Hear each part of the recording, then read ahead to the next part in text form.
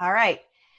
Thanks, Jean, for joining me today. I just wanted to do a quick video. A lot of our agents are really kicking agent attraction into high gear. And I've been running into some scenarios that in my mind I had clarity on, but I just wanted to confirm them with you and have you help me send this message to our agents. So the scenario is that there's a lot of agents that are not with EXP that are talking to several agents at EXP. And I know in the past you kind of compared this to a listing appointment. Tell me a little bit more about your perspective on that. Well, I've always, as you guys know, when you go on a listing, you always ask the seller, are you talking to other agents? That's the first thing I've always asked, even before I went. And in saying that, I always wanted to go first on listing appointments, right? Because they're going to interview 2 or 3 agents, and you want to know who your competition is. So I look at it as listings that you should always ask when you're talking to agents, have you talked to somebody from EXP before? Right. You're going to get things like, oh yeah, I talked to somebody 2 years ago and they haven't followed up with me, right? Or I even talked to somebody 6 months ago and they've never called me back.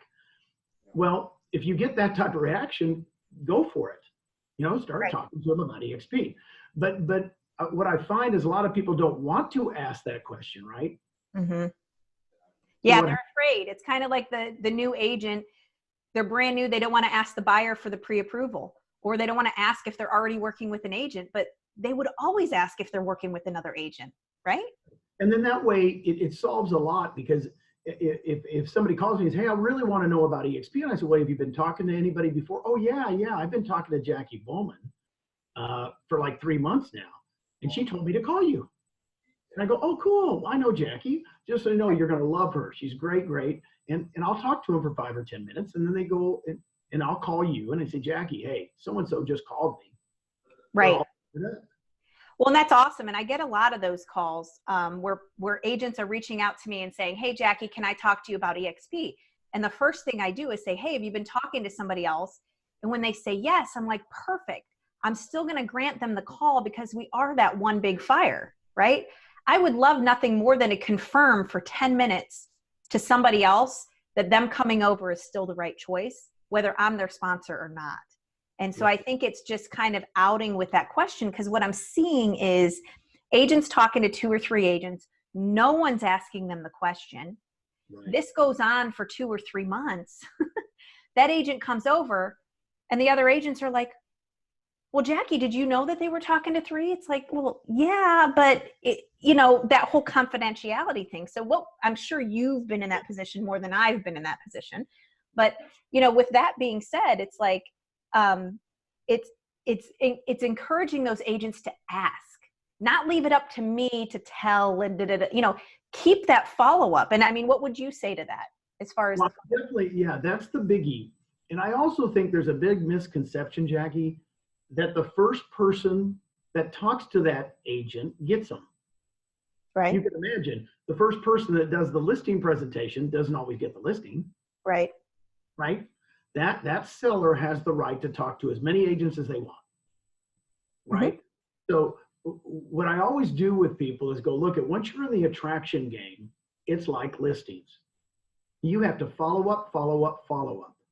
I did listing presentations. I knew they were going to interview 2 more agents. I'd email them that night, text them. I'd text them the next morning. How's it going? Is there anything I can do for you? And you'd be surprised how many sellers would go, oh, you're the first one. You're the one responding back the most. Right. We put pre-listing packages together. We all have our unique value propositions. We do our thing to be chosen. And I think what's really important is for us to know that now that we're at 28,000 agents, like, maybe a year ago, we didn't have to compete, but today we have to compete. And you know what? I think most of it is the follow-up and the care that, that they know that you care about them. You're following up with them. You're providing them, even if you don't have the information, a resource like myself or you or Lou or somebody to validate and do that third-party validation. It's always bringing them to the next step. Let's meet in EXP world. Let's meet with Lou Ronayne. Let's meet with Jacqui, and keep them on that trail with you. That's gonna win the game. And if we don't, there's listings sometimes where I've given 110% and still lost to somebody else. Well, You and know, that's what I want to, it is one big fire. Another thing I want to talk about today is you and I have talked about this before. The beauty of EXP is how much of your RevShare team is out of state? over 60%, almost 70% is out of state. Right. How many states are you in now? Do you I know? have not counted the states, no. But here's the thing. The Right. beauty that I've always said about EXP is that you can go national with your influence and have this tribe all over. So I don't want us to get, a lot of people go, well, you don't understand, I'm local.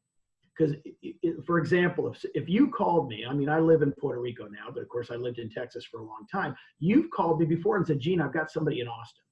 Right. You know, I met them on a cruise. They are awesome.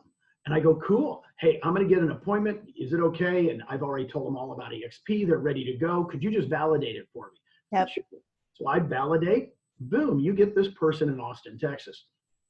I always would third-party validate you. What I don't want us to do, which I've seen a few times, again, protecting my little Austin area, I could easily say, well, Jacqui's in Northeastern Ohio. She's not in Austin. Don't you want me to sponsor you? Because I'll be here. And that's so easy to say. And what I'm going to tell you guys, please don't do that. Please protect all of our people that are out there attracting all the time. This is hard work.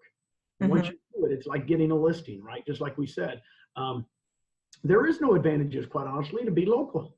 Quite honestly, I give so much. I mean, right now that we're on Zoom, nobody knows where I am. Right. I'm in Puerto Rico now, so if I would have sold people on the fact that I'm in Austin, a year later, I'm in Puerto Rico. Right. I'm still supporting all my people. I still do the Zoom calls. I still do everything I've always done. Three-way calls, webinars, everything. So let's take that off the board. Real simple. If you're in the attraction game, go after it. Do a lot of follow-up. Be genuine. Be yourself. Don't try to be anybody else. Protect other people. I mean, I could tell you stories in real estate that other agents from other companies protected me. My buyers called them direct. Right. And then that listing agent called me and said, Gene, I think your buyer's calling me direct. And I go, man, thanks for calling. And they weren't with EXP. They were with another company. They were protecting me. And I went, man, I've never forgotten that. Right. We need to do the same with attraction. And especially we're protecting EXP agents within our own company. And it is the one big fire. And I love this message. I think it's a great reminder.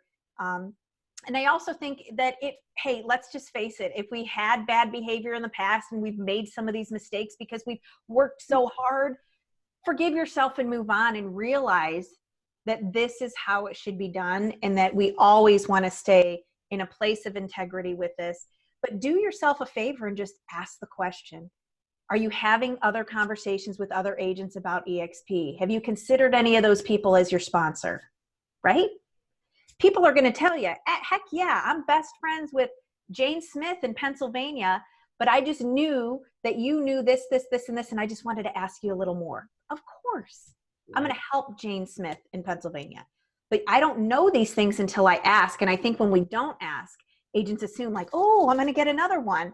And they go all in and they go in for an hour and a half. And then they feel like when they name Jane Smith, they've wasted their time. So I think just teaching us skills to also not only protect Jane Smith with her sponsor and help her, but protect our time and realize what our role is in that moment with that agent who's considering EXP. So I love it. Could not have said it better. Well, thanks, Gene. I appreciate it. If you guys have any other questions, you can shoot Gene and I a message on Workplace. Love you guys. Take care, guys.